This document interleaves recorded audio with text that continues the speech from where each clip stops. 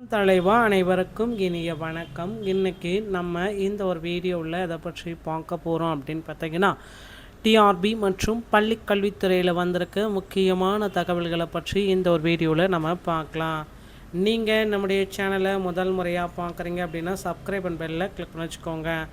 பட்டதாரி ஆசிரியர் பணியிடம் சயின்ஸ் பாடப்பிரிவு கட்டாய கல்வி தகுதிகள், முதுகலை ஆசிரியர் பாடப்பிரிவு பிஜிடிஆர்பி காலி பணியிடங்கள், விண்ணப்பிக்க முறை. ஸோ தூத்துக்குடி துறைமுக கல்வி அலுவலகத்தில் இந்த வேக்கன்சிஸ் எல்லாம் இருக்குது. விண்ணப்பிக்கிறது என்ன அப்படின்றத பற்றி தான் நான் உங்களுக்கு சொல்ல போகிறேன்.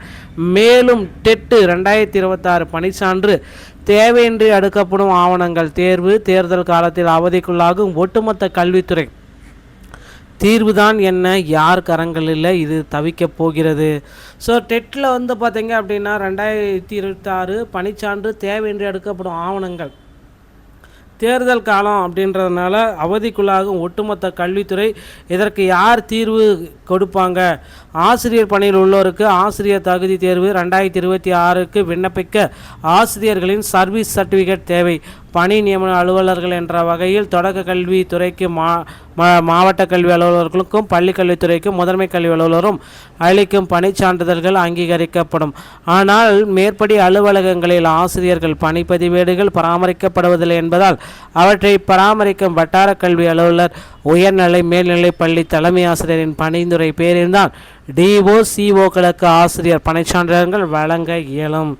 இந்த பரிந்துரையை வழங்கி பணி நியமனம் தொடங்கி எஸ்ஆர் முதல் பக்கம் கல்வி தகுதி சான்றிதழ்கள் என ஒவ்வொரு ஆசிரியரிடம் சராசரியாக 20 to 50 தாள்கள் அடங்கிய ஆவணம் 3 பிரதிகளில் தேவைப்படுவதாக தொடர்ந்து தகவல் வந்தமாக இருக்குது. ஸோ இதனால் பார்த்தீங்க அப்படின்னா தற்பொழுது தேர்விற்கு விண்ணப்ப பேரில் 99% தேர்நிலை சிறப்பு நிலை பெற்றவர்களே. அந்நிலைக்கான அங்கீகாரத்தின் போதே மேற்படி ஆவணங்களை முறையாக சமர்ப்பித்து சரிபார்க்கப்பட்டு அவர்தான் பணிவேடுகளில் உள்ள பதிவுகளும் மேற்கொள்ளப்பட்டு விட்டன. இதையும் அவங்க குறிப்பிட்டு சொல்கிறாங்க.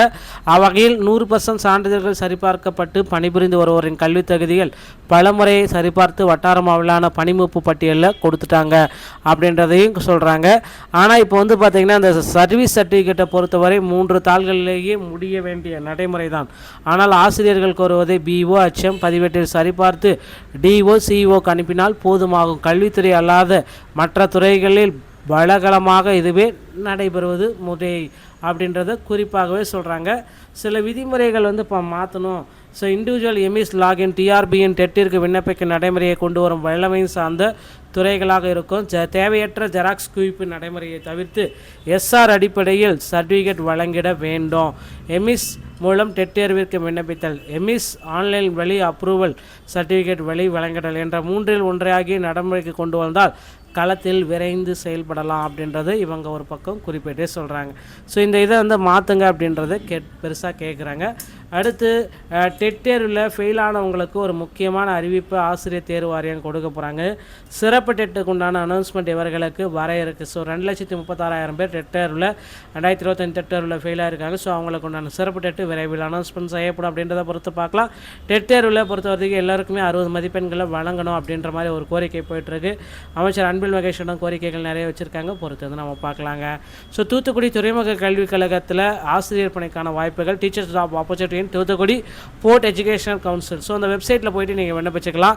இதில் பார்த்தீங்கன்னா பிஜிடிஆர்பி ஆசிரியர்கள் 4, பட்டதாரி ஆசிரியர்கள் எடுக்கிறாங்க சயின்ஸ் அறிவியல்.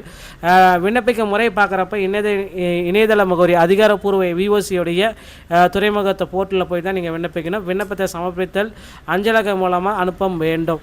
உள்ளூர் மாவட்டத்தினருக்கு முன்னுரிமை கொடுக்குறாங்க. தூத்துக்குடி மாவட்டத்தை சேர்ந்த ஆசிரியர்கள் உடனடியாக விண்ணப்பிக்கலாம். ஸோ பிஎஸ்சி எம்எஸ்சி பிஎட் முடித்திருக்க வேண்டும். டெட் ஆசிரியர் தேர்வில் தகுதி பெற்றிருத்தல் வேண்டும்.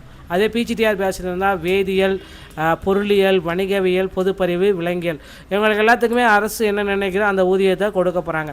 36,900 1,16,000 அரசு ஊதிய நிர்ணயப்படி 18வது ஊதிய குழுவுடைய அடிப்படையில் இவங்களுக்கு சேலரி ஃபிக்ஸ் பண்ணுறாங்க. ஸோ நண்பர்களே, இந்த வீடியோ பதிவு உங்களுக்கு பிடிச்சிருந்தால் உங்களுடைய ஃப்ரெண்ட்ஸ் அண்ட் ஃபேமிலிக்கு ஷேர் பண்ணி விடுங்க. மீண்டும் நல்ல தகவலோட நான் உங்களை சந்திக்கிறேன். நன்றி, வணக்கம், தேங்க்யூ.